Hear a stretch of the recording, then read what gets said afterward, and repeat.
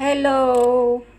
Magandang araw sa ating lahat mga kapwa ko senior citizens, mga lolo, lola, magandang araw at sana nasa mabuting kalagayan kayo ngayon. Kung saan man kayo nga naroroon, sana bigyan pa tayo ng mahabang bugay sa ating Diyos na may kapal.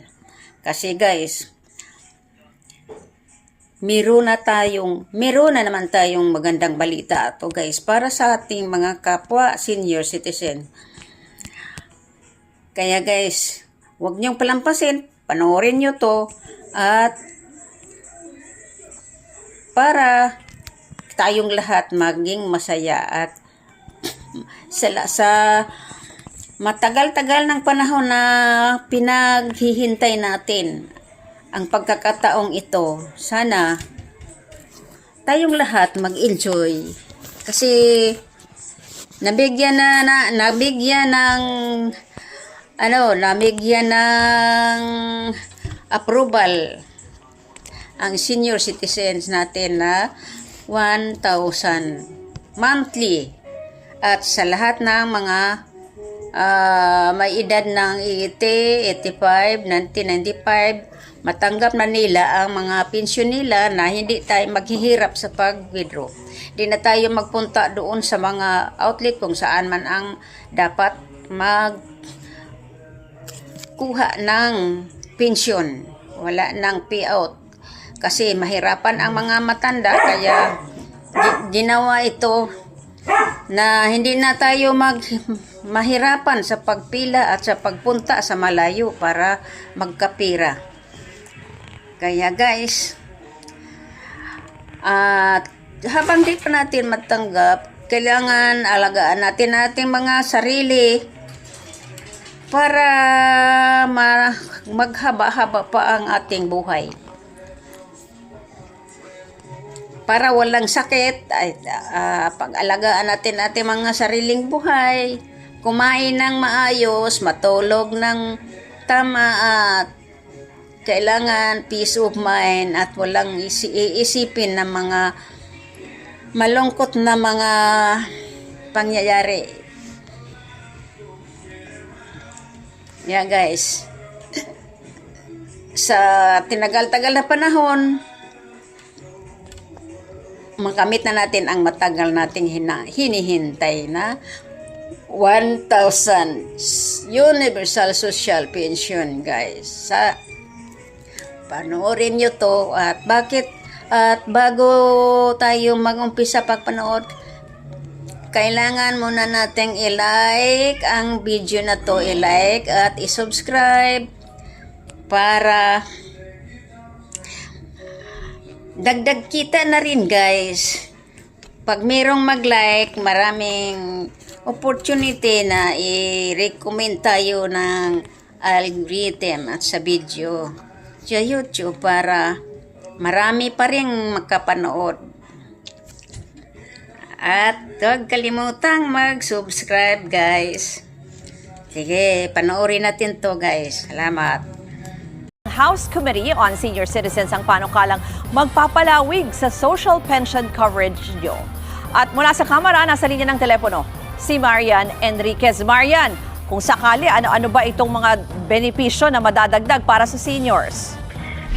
Yes, Ruth, sa ilalim nga ng substitute bill, ang mga senior citizen na hindi indigent ay makatatanggap pa rin o makakatanggap na rin ng 5,000 pesos na monthly stipend. At makalipas ang 5 taon, lahat ng senior citizens ay entitled makatanggap ng Universal Social Pension na 1,000 pesos monthly allowance kahit may iba pa silang tinatanggap na pensyon mula sa iba pang pension providers. Pero nakasaad din sa panukala rules na maaaring piliin na i-waive o hindi kunin ng mga senior ang kanilang pensyon. Minamandato rin ng panukala ang Department of Social Welfare and Development o DSWD sa pakikipag-ugnayan sa Budget and Management Department at stakeholders na i-adjust ang halaga ng Universal Social Pension kada 2 taon matapos ang full implementation ng batas.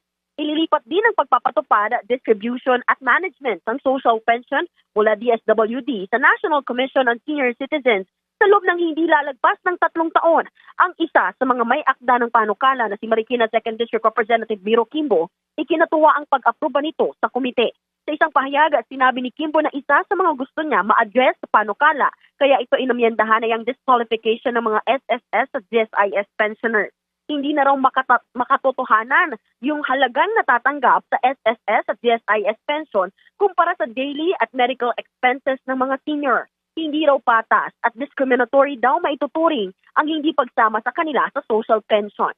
Samantala, Ruth, pag-usapan naman natin yung BICAM na nakatakda nga na 4 p.m. ngayong hapon, kinumpirma ng House contingent na pupunta sila sa Bicameral Conference Committee mamayang 4 p.m. sa PICC sa Pasay. Ayon kay House Committee on Appropriations Chair Mika Sonsing, all systems go daw at siguradong nandun sila sa BICAM mamaya.